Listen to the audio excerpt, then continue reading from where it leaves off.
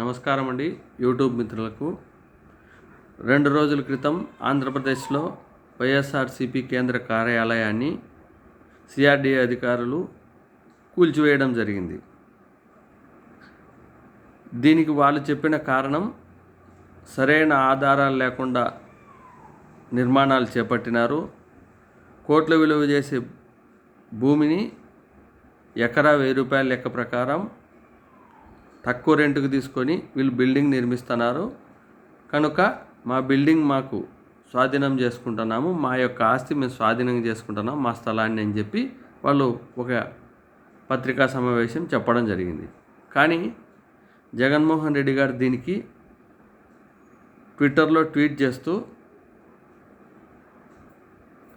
ఇది రాచరికపు పాలన, చంద్రబాబు నాయుడు గారు సొంత పగతో ఆయన ఈ విధంగా బిల్డింగులను మా పార్టీ కార్యాలయాలను డిస్మాండిల్ చేస్తూ భయభ్రాంతులకు గురి చేస్తున్నాడు. ఇది రాచరికం కాదు, ప్రజాస్వామ్య పద్ధతులను మేము ఎదుర్కొంటామని ఒక ట్వీట్తో సరిపెట్టుకొని ఆయన పులివెందుల పర్యటనకు బయలుదేరి వెళ్ళిపోయినాడు.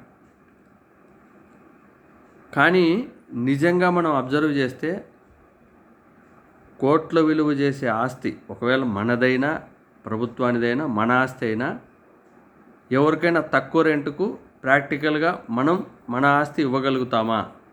ఒక్కసారి ఆలోచన చేసుకోండి. ఇది వైఎస్ఆర్సీపీ పార్టీ చేసినా తప్పే, తెలుగుదేశం పార్టీ చేసినా తప్పే. కానీ ఈ తప్పు జగన్మోహన్ రెడ్డే చేసినాడు. జగన్మోహన్ రెడ్డే ఈ విధంగా 26 జిల్లాలలో 26 పార్టీ ఆఫీసులు కట్టినాడు. 26 పార్టీ ఆఫీసులను కూలదోస్తాం అని చెప్పి అన్ని పార్టీ ఆఫీసులకు వీళ్ళు నోటీసులు సర్వ్ చేసినారు.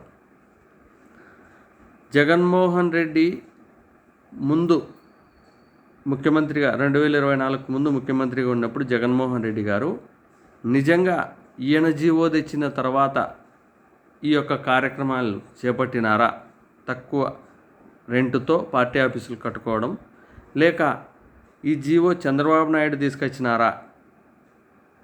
ఎందుకంటే చంద్రబాబు నాయుడు గారు ఇంతకుముందు అధికారంలో ఉన్నప్పుడు వాళ్ళ పార్టీ ఆఫీసులన్నీ ఇదే విధంగా ఇదే జీవో తెచ్చుకొని తక్కువ రేటుకు